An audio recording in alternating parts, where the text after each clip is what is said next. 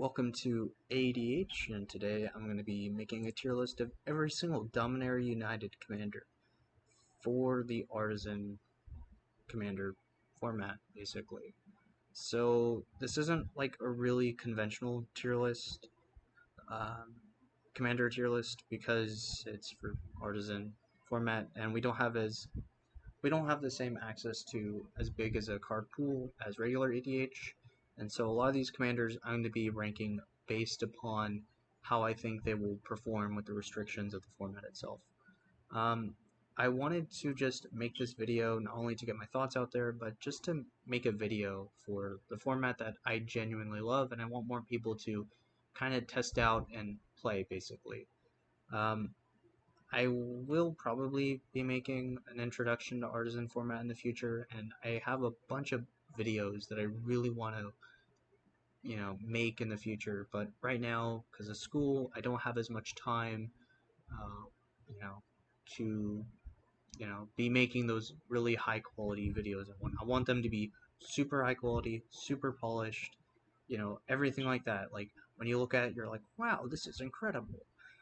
But I don't have the time for that. So right now, and maybe for the time being, if you're subscribed, you'll be getting a lot of these tier lists and maybe be getting an idea of like what I value in an artisan commander, basically. But this is just low effort content for now. It will get better in the future, and if you'd like to see me get better, please subscribe. And if this hits like, I don't know, like 10 likes or whatever, I'll probably try and put out another uh, tier list video of me just ranking, I guess, like all the Kaldheim commanders, or like maybe the original Dominaria set, whatever. Honestly, if you're interested in that, leave a comment down below. Like, tell me, like, hey, I want you to review uh, these commanders from this set, or whatever. I don't know. But anyways, if you want to see that, leave a like. Like I said, 10 likes, comment, bam, I'm gonna probably do a video on something like that. But anyways, I just wanted to talk about these commanders because I think there's so many cool commanders and just as many other underwhelming ones. So I thought it'd be a good idea to basically just tell my thoughts, tell my feelings, etc., etc., etc.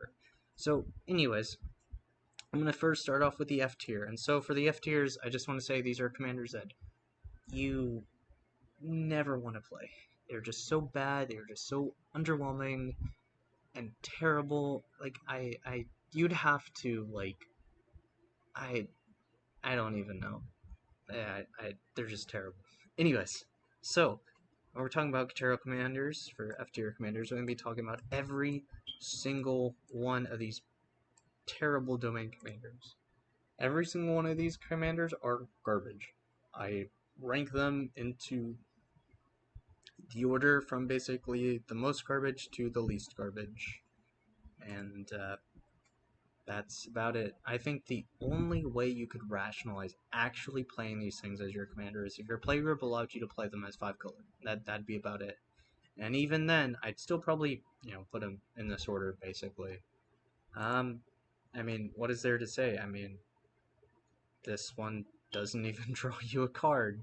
This one reanimates a creature with CMC 2 or less. Rada just pumps things, and this guy just gives counters on things. And green-white. It's not like we already have a very good counters commander in green-white. Anyways, these commanders are just super bad, super terrible, super underwhelming, and they're not worth considering.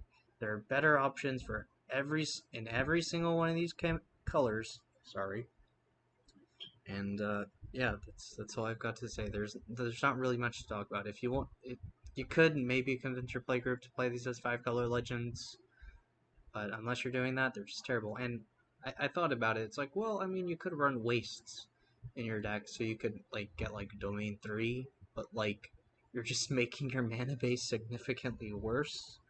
So that's also not a good idea. You know what would be cool though?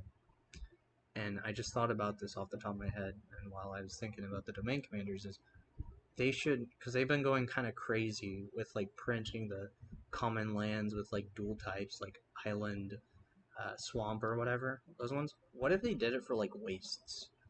Like half of it, it's like Wastes Island basically, where it's like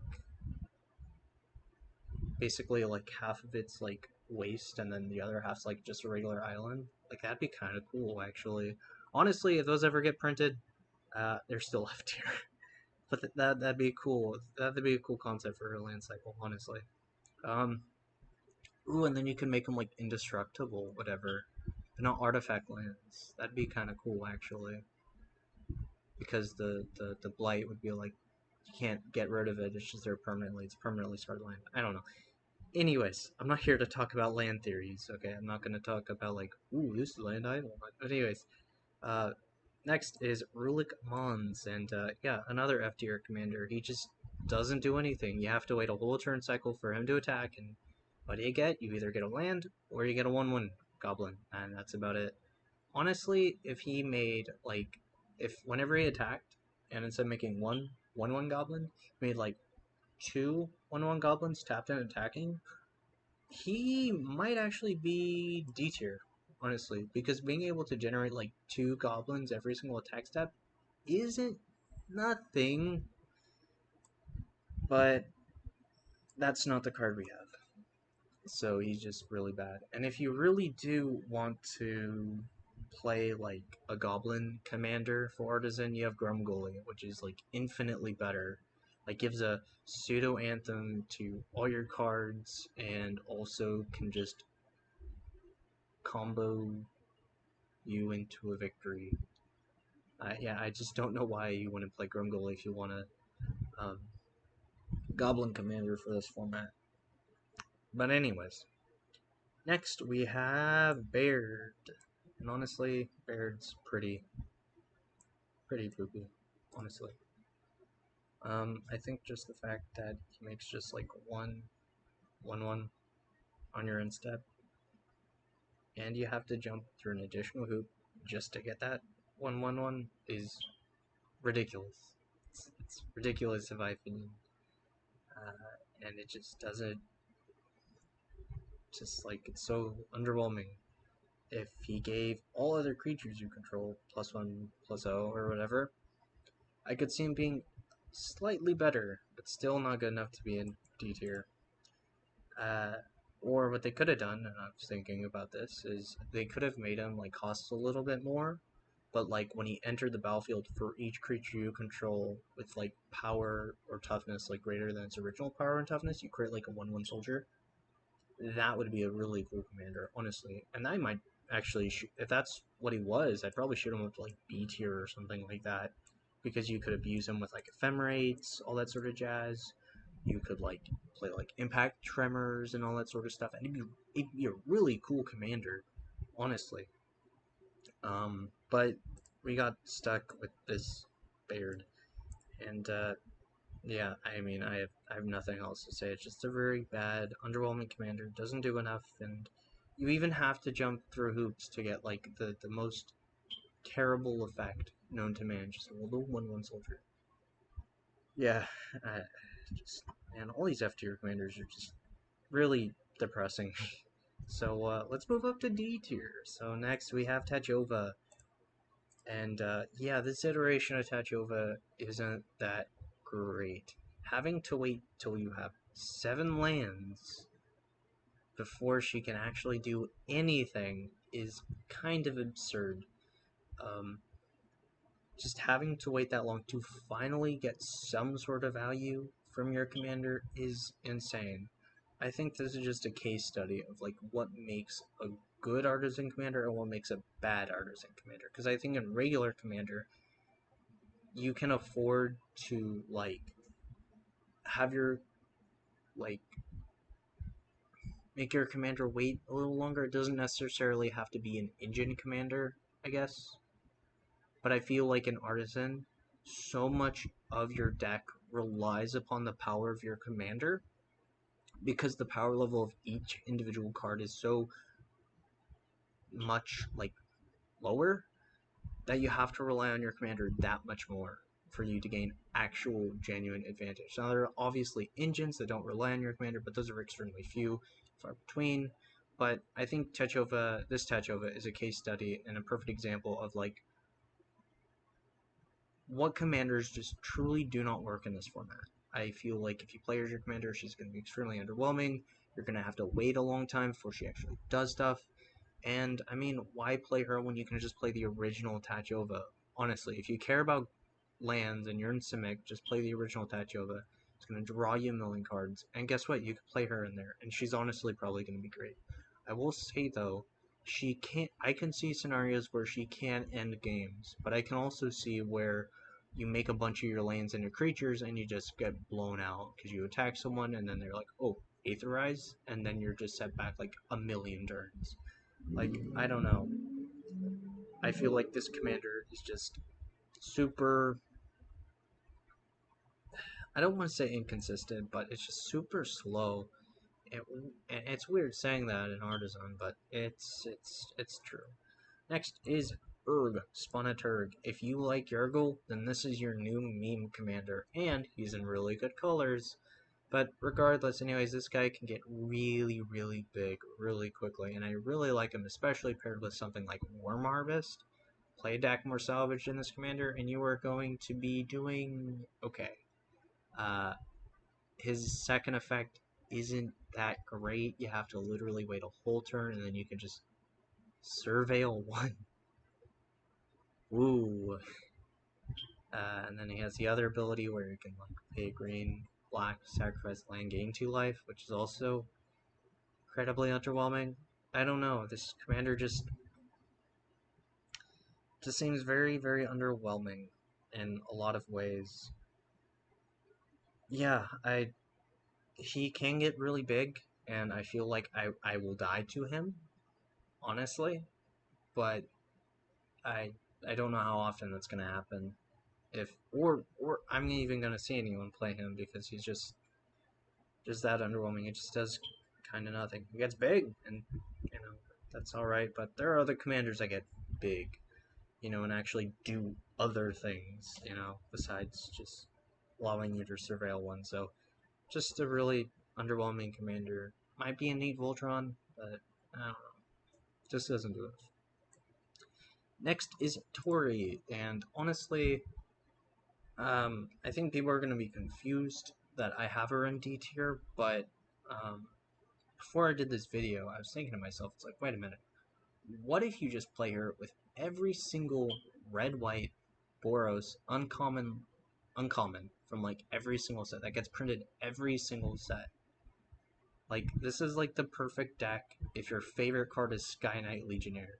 If Sky Knight Legionnaire is your favorite card, then this is your commander, and that's all I've got to say about that.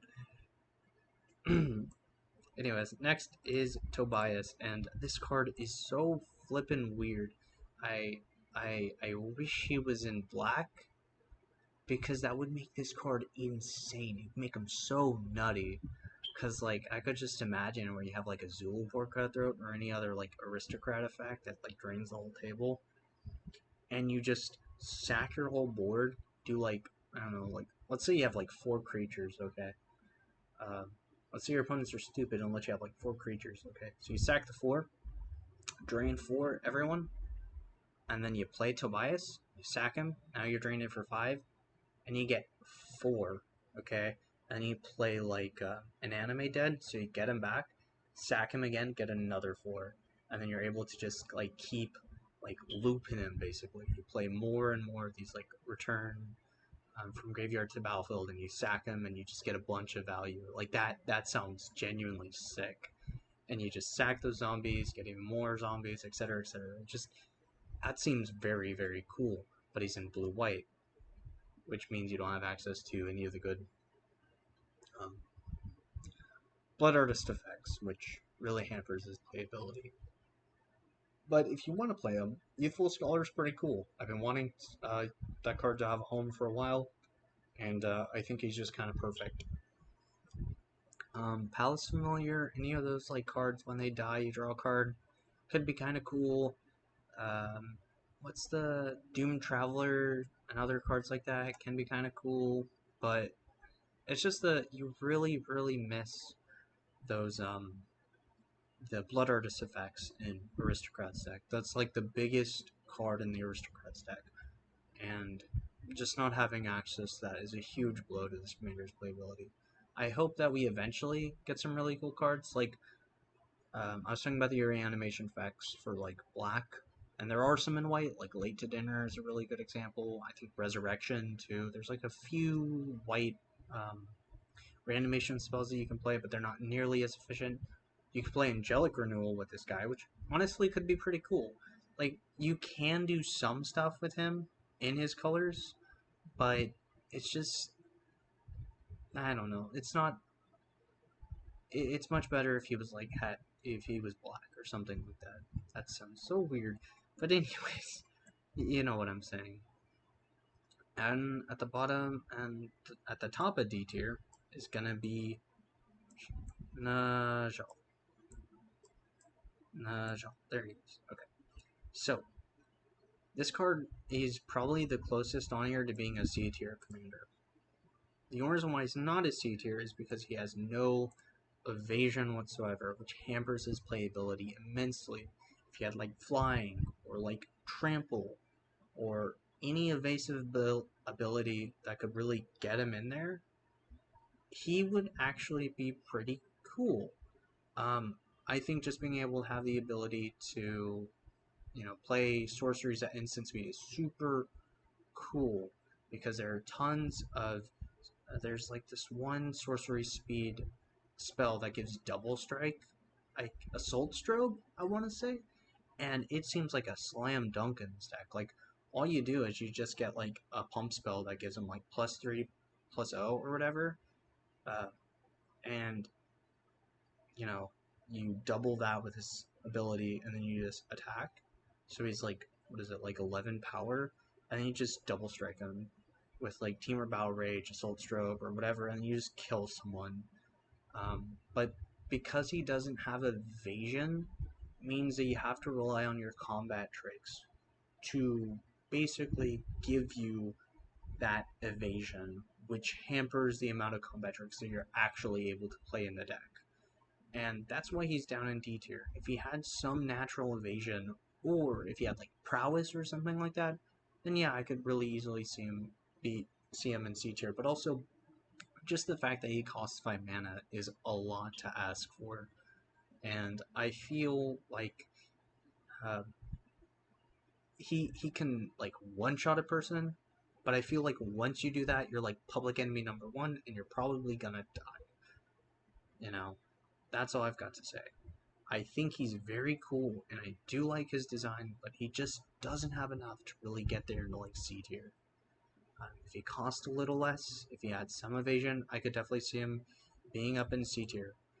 But how he is now, he's D tier, and I'm kind of sad about it, honestly, because it seems really cool. It seems like a new, interesting direction for Izzet to go down, especially in this format, but there just isn't enough, and he's too slow.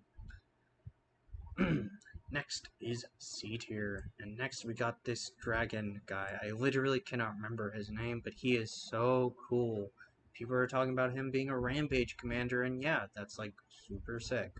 Uh, just run a deck with a bunch of lure creatures, or just lure effects basically, and just start nuking your opponent's boards. That sounds super fun.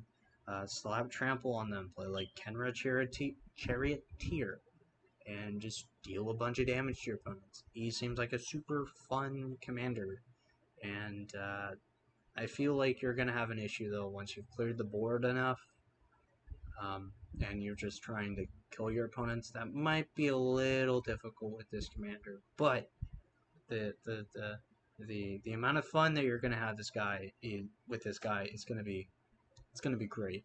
He's very fun. He's very cool, and yeah, that's all I've got to say. He's not very powerful, but he's like in C tier. Next, we have Jasmine Boreal, and honestly, it pains me to put her down because like when I was initially thinking about this concept, when I was initially putting this list together, she's like an S tier. I'm like, oh my gosh, this is such a cool commander because for 3 mana you get 2 mana back, whatever, and then she gives all your like vanillas, Evasion, which is super cool, and you can run like Garrick's Uprising, and you can play like Hunter's Insight super free, and you can play Elemental Bond, so you can kind of like just cycle through your deck and play like a 3/3 or 4/3 or whatever, 4/2 or whatever. All these vanillas and keep drawing cards, whatever. But at the end of the day, your deck is going to be just a bunch of vanillas. And I think that severely hampers her genuine playability. I think she's really, really cool, and I'm really happy she exists in the format. Don't get me wrong, she's one of my favorite commanders from the set, but just having to make your whole deck all vanillas is super backbreaking, especially in a format where keeping and maintaining card advantage is basically more important than anything else. And I could just imagine games where you just draw a bunch of vanillas and you play your hand and then you just get board wiped and then you just kind of lose, you know? And that stuff kind of sucks, um, you know? And not being able to really do anything also just kind of sucks. Playing vanillas isn't that great, but she's still very cool, she's still very fun, and she's going to be a really cool commander to play. Not super strong, but fun. Next is Tura, and I'm going to put Tura right, I think, at the top of C tier. I think he's really close to being a B tier. I think just being able to cast, like, instant sorceries and get, like, 1/1s is super cool. Like, it's like a Murmuring Mystic in Command Zone, except costs more, and you get 1/1 soldiers with no evasion, so maybe a bit worse. I will say, if I will say, I like this card better in the 99, especially in the commander that I'm going to talk about later. It should be pretty obvious what other blue-white legend I'm talking about, but I think this card just slots perfectly into the other, commander's deck. And yeah, honestly, that's all I've got to say. If you like Young Pyromancer, and you want Young Pyromancer to be your commander, except you don't want to play red, but you want to play blue, white, whatever, then this is your commander. That's your commander. Also, it's gotten significantly better because we just got Mentor of the Meek in the format. We also got like Rumor Gatherer, which are really cool like pseudo draw engines that you can employ in this deck. So that's really cool. Yeah, and yeah, no, he's just a really cool guy. Just really cool commander. Yeah, not super strong or anything like that. It's not going to you a bunch of games, and costing 5 mana is a lot, but he's fun. That's about it. So next is Aaron. Aaron. Probably right there. I think it's a good spot for Aaron. So this commander is cool because we finally have an Orzhov legend that cares about +1/+1 counters, which is sick. But having to pay 1 and a black and tap him is a lot to ask for. Okay? Because first off, you have to get in a board position where that effect is genuinely good. Okay? And if you are in a position where that effect is genuinely good, your opponents are going to have plenty of time to interact and respond to it. Okay? And that's my biggest problem with him.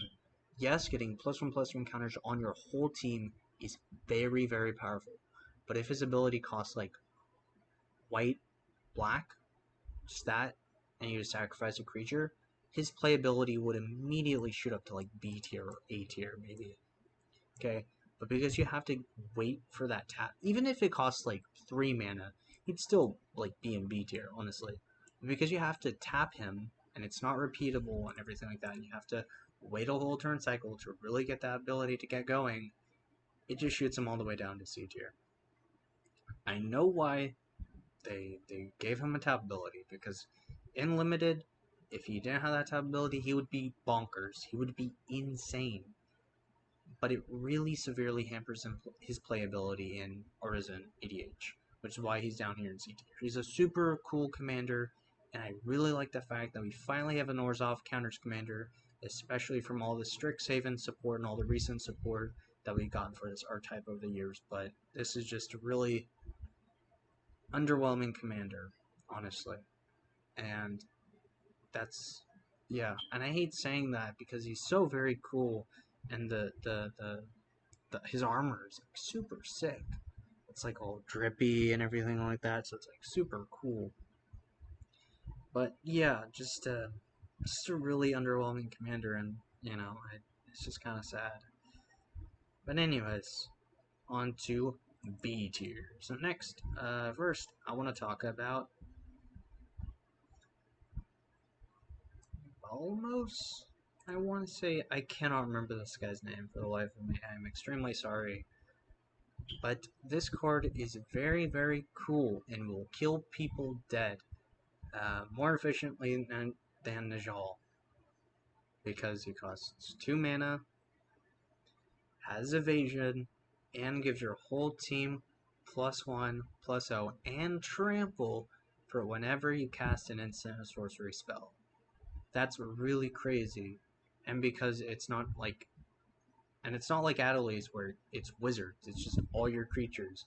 So go crazy with your young pieces. You can also play like Wee Dragonauts and get a really big one. Mythic Cyclopses are also welcome here. If you like cards like that, this is your commander. And the amount of red and blue cantrips that they have access to means that you're probably really going to be easily like casting like 5 spells.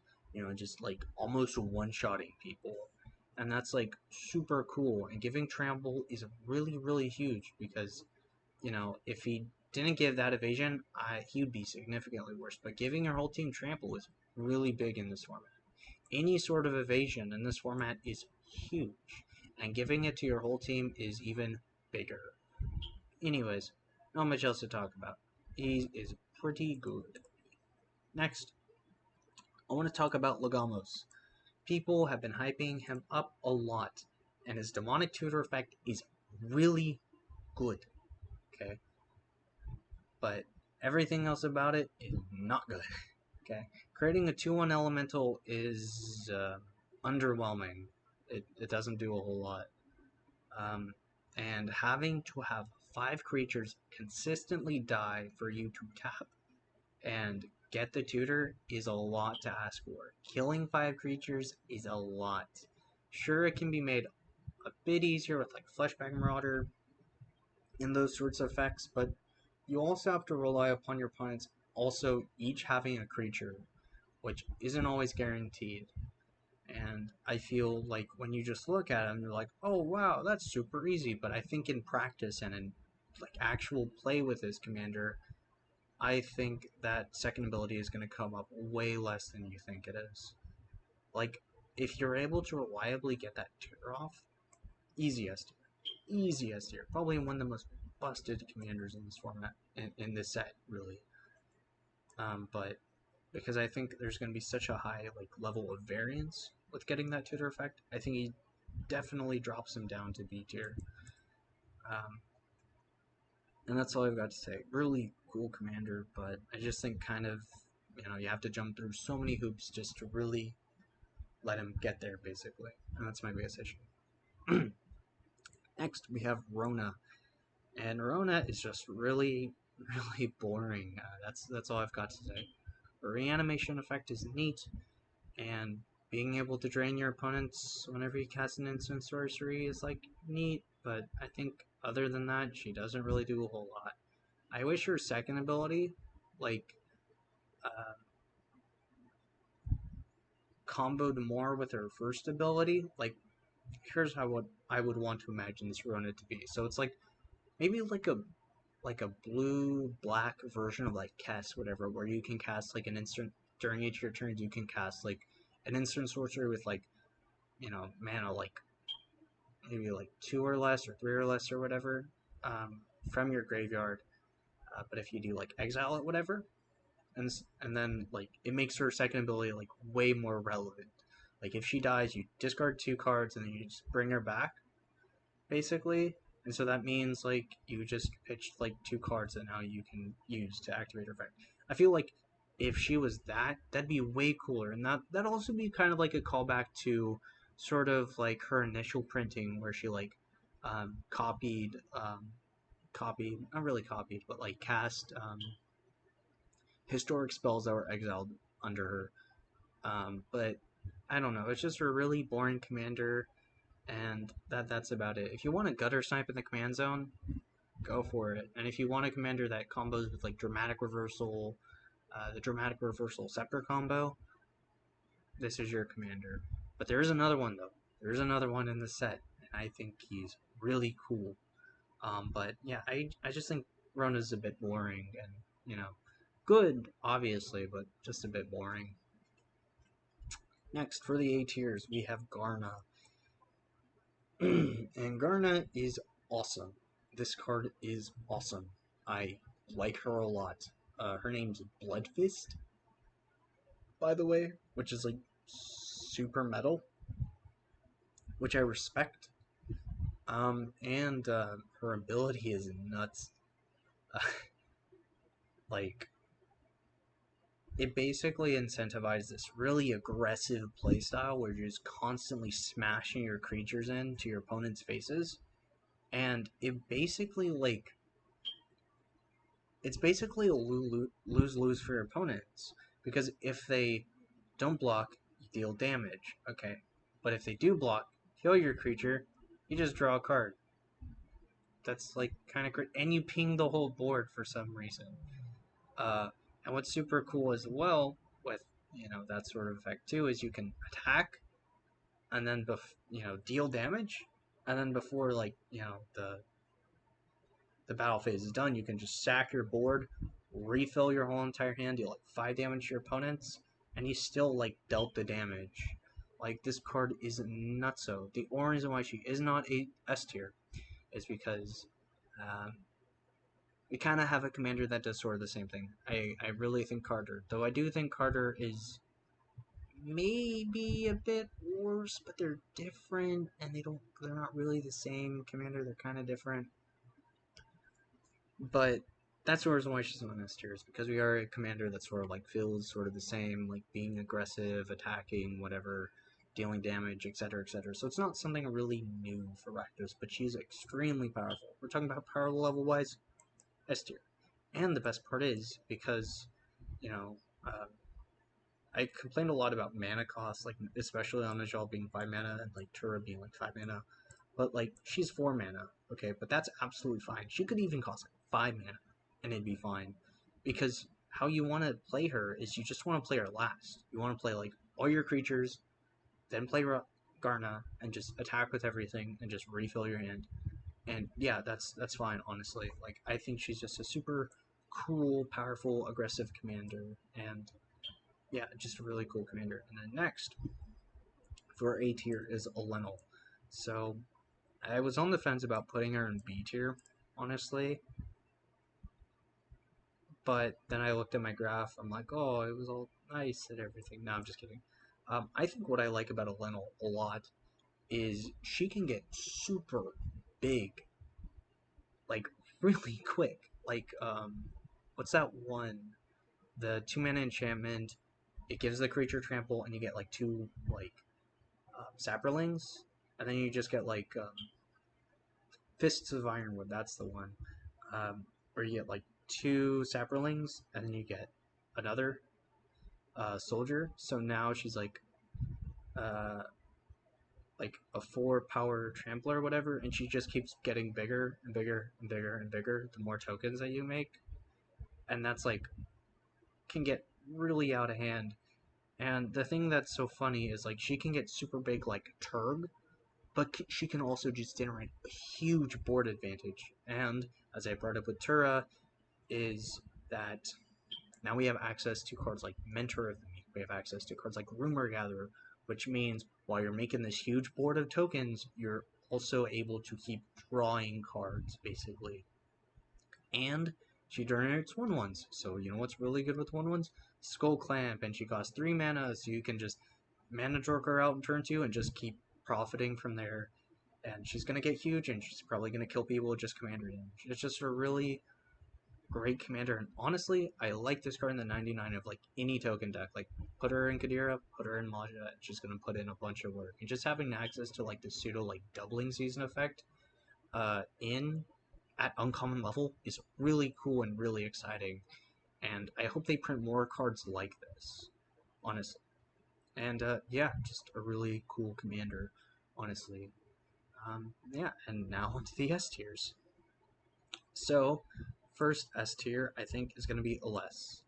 And this card is kind of everything we've wanted for Artisan ADH for a while, especially in Orzhov, because Orzhov in regular EDH is a really great color combination for aristocrats, okay? But we've never had a really solid aristocrats commander in Orzhov at Artisan. The best we probably had was like Minthara, who was like okay, um, but this is like the best. And she's not only a really good aristocrats commander, but she's also just a really good black white life gain commander. So that means Cliffhaven Vampire has a home. That means uh, Markov Purifier has a home. And you know what else has a home in Orzhov? Sanguine Bond. That was printed at Uncommon, which is gonna be insane with her. And guess what? You can play Angel of Vitality, which doubles your each individual trigger of life gain. And we got a new knight that also has the same effect. So she is really, really good as both an aristocrats commander and as just a life gain commander.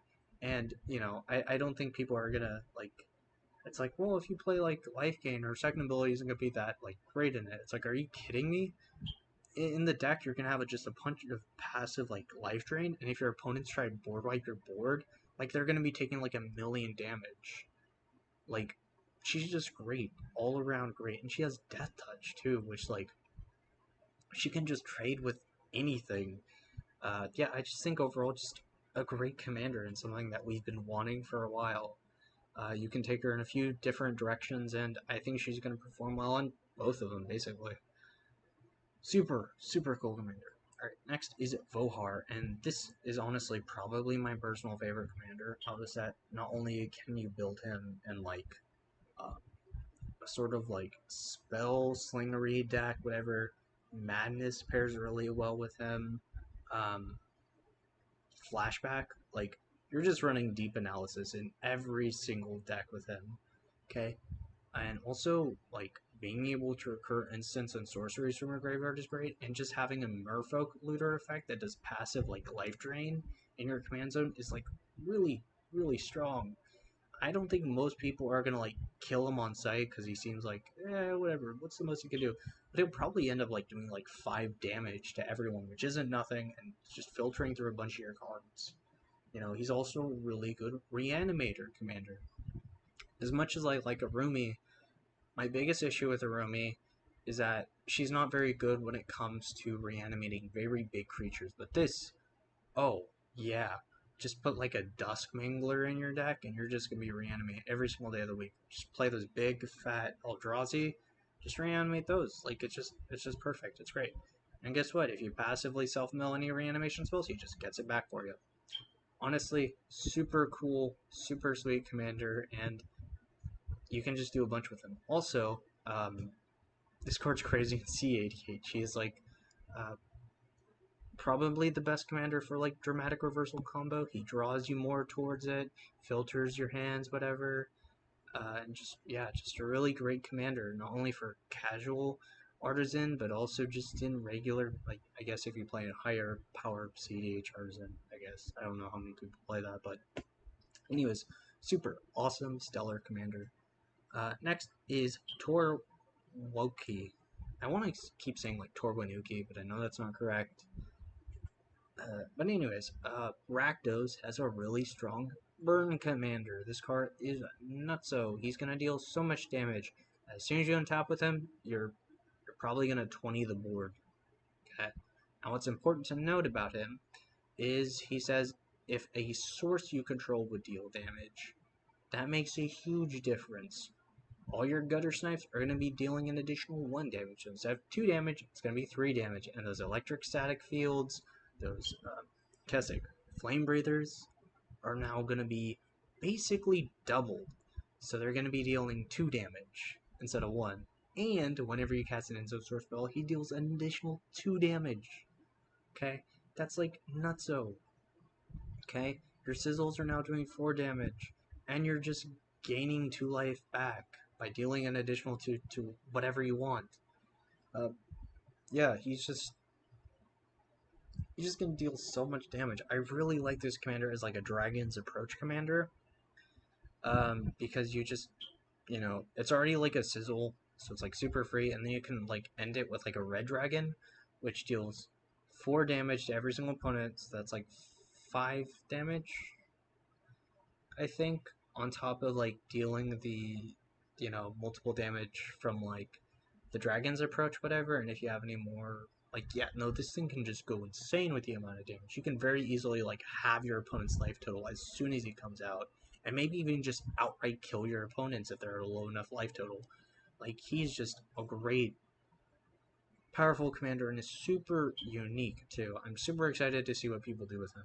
And pain magnification also finally has a really good home. Like, oh yeah, I'm gonna burn you in the face. Also, discard your hand, please. That sounds fun. Next is Wrath, and this is probably my second favorite commander from the set, besides like Vohar. I'm talking about the main set, but but this card, I love this card so much. He comes down for 2 mana and is just a really efficient draw engine. Okay, if you can get another token on the battlefield, play like raise the alarm effects. Now, every time you cast an answer of sorcery, you're just drawing a card. That's crazy. Every single instant or sorcery spell that you play from now on is cantripping you, and you make more tokens. And guess what? You play more instant sorceries, you're gonna draw more, basically. And he just creates this like really powerful draw engine that keeps drawing you cards throughout the game. And he also has that secondary pump effect, which if you get to enough mana can just be game ending. Like, yeah, this card is just super unique for a tokens commander. Like, you know, having a Spellslinger token commander is just really great, and it especially pairs well with, like I was hinting at earlier, with Tura.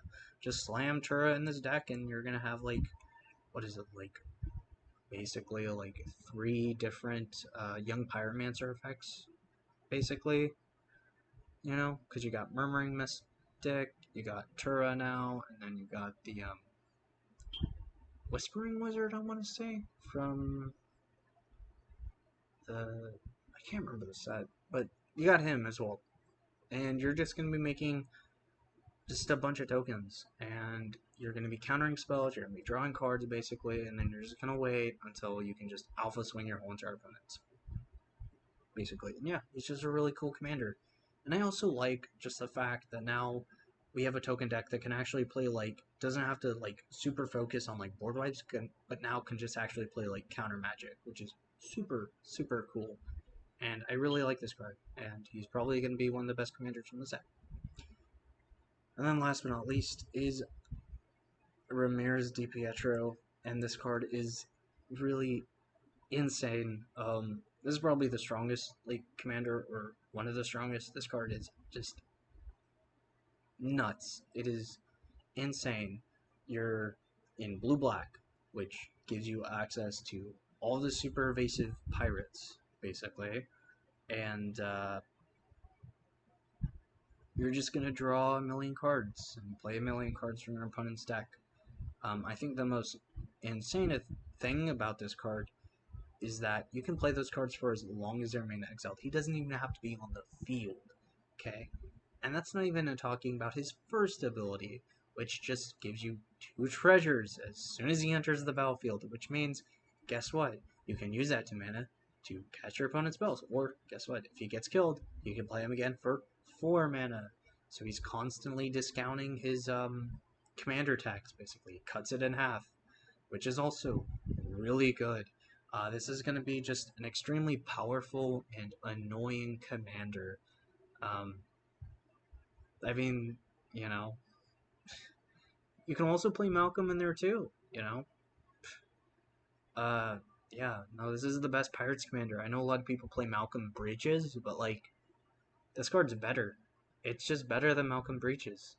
You don't need to spend like 2 turns playing Malcolm and you play Breaches, whatever. You just slap him and you just keep getting value. And like just the fact that he costs 4 mana is like fine. It's the same thing with Garna, is you want to play him last so you can like attack immediately and get immediate value. You know, I mean compare this thing to like Liara Pator. Okay, not only does he cost like 1 less, okay, but he also like lets you play those cards for as long as they're mana exile. Liara Pator doesn't do that. She just allows you to play them for the rest of the turn. Like this card is just nuts. It's really insane, and you're in blue black, which are some of the best colors in Artisan EDH. And he is just going to get there. He's just going to generate so much value, and is just going to do so much for you. He is insane. But anyways, I think that's about it for my tier list. So this is what my tier list looks like.